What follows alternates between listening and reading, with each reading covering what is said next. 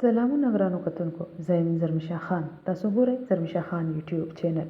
په دې دریو وختونو کې د خولې نه سمه وباسه، یعنې دریو وختونو کې اصلا هېڅ خبره هم مه کوه. د ټول ناول کله چې غوسه شوې نو خبرې هغه وخت کې مه کوه، ځکه د غوسې په وخت کې د انسان د خولې نه ډېر څه وځي، ځکه هغه وخت کې انسان غوسه کې وي او ستا خولې نه به داسې الفاظ ووځي بل انسان ته چې وروسته به بیا ډېر پښیمانه وي. په هغه وخت کې خپل ځان باندې کنټرول وکړه، خوله دې بنده وساته نو ګټه به وکړي. دویم، په هغه صورت کې خبرې مه کوه چې کله یو څوک ستا خبرو ته ارزښت نه ورکوي. ته ورته ناستې خبرې ورته کوي او هغه په بل شي کې مصروفه دی. ته ورته خبرې کوي او هغه ستا په خبرو قصه کې نه دی، نو خپل ځان ته ارزښت ورکړه، نو نور انسانان به هم تا ته ارزښت ورکوي.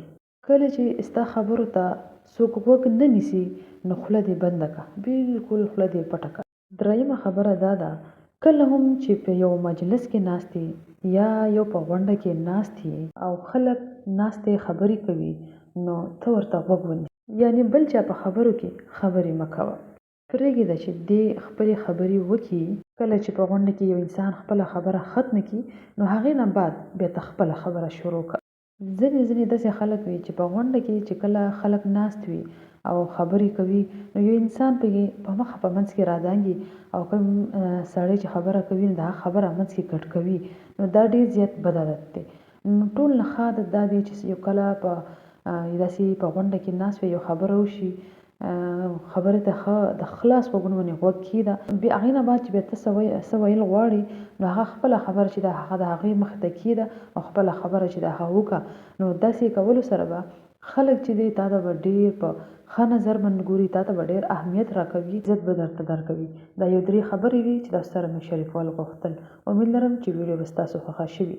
د ژوند په اړه یا رشتو باره کې ستاسو څه قسم سوال وي کمنټ سیکشن کې زمانه تپوس کوئ.